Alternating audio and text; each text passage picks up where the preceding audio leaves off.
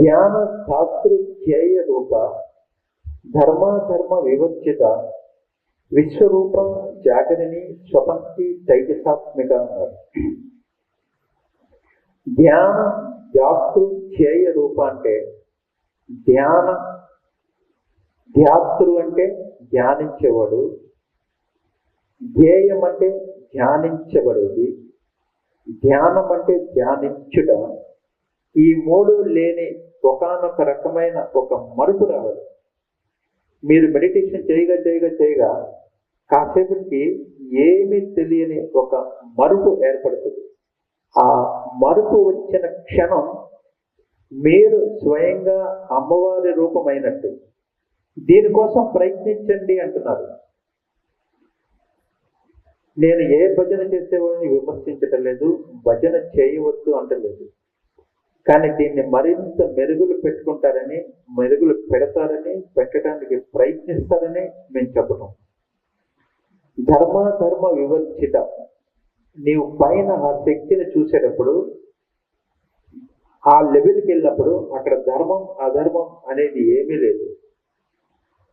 ఆ శక్తిని మీరు దర్శించే ప్రయత్నం చేయండి. ఎందుకంటే మనం ధ్యానం అనగానే 1,00,000 శాస్త్రాలు గుర్తుకొస్తాయి మనకి.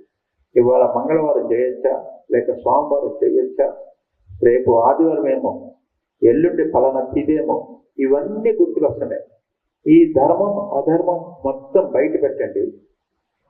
మీరు శ్మశానంలో ఉన్న మీరు మీ లోపల ఉన్న ప్రాణాన్ని దర్శనం చేయడానికి, అంటే ధ్యానం చేయడానికి అర్హులు. నన్ను ఒకరు అడిగారు, ఏమంటే బాత్రూంలోకి వెళ్ళినప్పుడు ధ్యానం వచ్చేస్తుందండి. You are eligible. నీలో ప్రాణం ఎప్పుడు లేదో చెప్పండి, అప్పుడు మీరు ఎలిజిబుల్ కాదు ధ్యానానికి. సర్వకాల సర్వావస్థల్లో ఈ లోపల ప్రాణం ఉన్నప్పుడు you have every right to watch your own life force. That is meditation. దీన్ని ఏం చెప్పారంటే ధర్మ వివర్జిత అన్నాడు. ధర్మం అధర్మం, శాస్త్రం అశాస్త్రం అన్ని పక్కన పెట్టు, నీ లోపల ఉన్న ప్రాణాన్ని దర్శించడానికి ప్రయత్నించు. విశ్వరూప జాగరిణి. ఈ శక్తి లౌకికమైన జాగృతి మనం పొందినప్పుడు ఈ ప్రపంచంగా కనిపిస్తున్నది ఈ శక్తి. ఇప్పుడు నాకు మెలకు వచ్చింది అంటే జాగరిణి. నేను జాగృతమై ఉన్నా, అప్పుడు నాకు ప్రపంచం కనిపిస్తుంది. ఈ ప్రపంచం కూడా ఆదిశక్తే. స్వపంతి తైజసాత్మిక. నాకు నిద్ర వచ్చినప్పుడు అప్పుడు కనిపించే స్వప్నం కూడా అదే. శుద్ధ ప్రాజ్ఞాత్మిక. ఒళ్ళు తెలియకుండా పడి నిద్రపోతున్నప్పుడు ప్రాజ్ఞాత్మిక అంటే పరమ సుఖాన్ని పొందుతుంది ఈ లోపల ఉన్న నేను. ఇందాక మనం మెడిటేషన్ చేసేటప్పుడు కూడా ఆ విషయమే చెప్పుకున్నాం. మెలకువతో ఉంటూ ప్రపంచాన్ని గమనిస్తున్నది జాగరిణి విశ్వరూప. నిద్రపోతూ కలలుగంటున్నది తైజసాత్మిక స్వపంతి. అలాగే ఒళ్ళు తెలియకుండా పడి నిద్రపోయేది శుద్ధావస్థ, శుద్ధ ప్రాజ్ఞాత్మిక అన్నారు. ఈ మూడవస్థలు కాక 4వ అవస్థ ఉంది, తుర్య సర్వావస్థ వివర్జిత. తుర్యలో ఉన్న ఈ శక్తి ఈ 3 అవస్థలు లేని ఒకానొక రకమైన ధ్యాన స్థితి. ధ్యానం అంటే ఏంటండి? కళ్ళు మూసుకుంటే నిద్ర వస్తుంది, నిద్ర కాని నిద్ర వంటి స్థితి, స్వప్నము కాని స్వప్నము వంటి స్థితి, సుషుప్తిలో ఉన్న ఒళ్ళు తెలియని స్థితి. వీటన్నిటినీ మెలకువతో గమనించటమే ధ్యానానికి పరాకాష్ట. చాలా మంది ధ్యానం చేస్తే నాకు దృశ్యం కనిపించిందండి అంటున్నారు. కనిపించనివ్వండి. చాలా మంది ధ్యానం చేస్తే కాసేపు ఏం తెలియకుండా పోతుంది అంటున్నారు. అవుతుంది. చాలా మంది ధ్యానం చేస్తే మైండ్ బాగా అలర్ట్ అయిపోయి రేపేం పని చేయాలి, ఎల్లుండి ఏం పని చేయాలి, ఇట్లాంటి ఆలోచనలన్నీ తెప్పిస్తుంది. రానివ్వండి.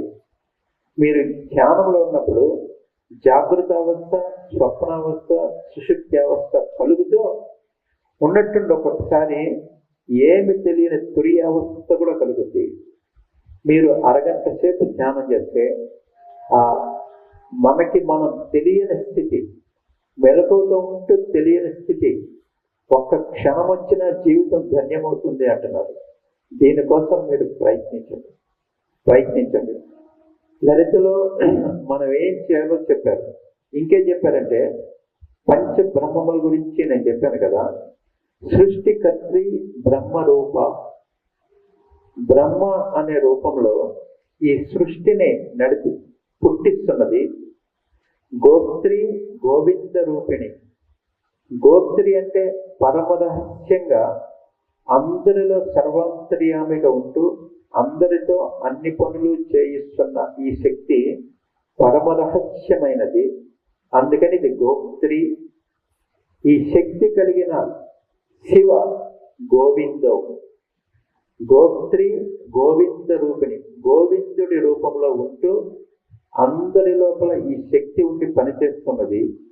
సంహారిణి రుద్ర రూప, రుద్ర అనే రూపంలో ఉంటూ కాలం తీరినప్పుడు సకల జీవులని సంహరించి వేస్తుంది.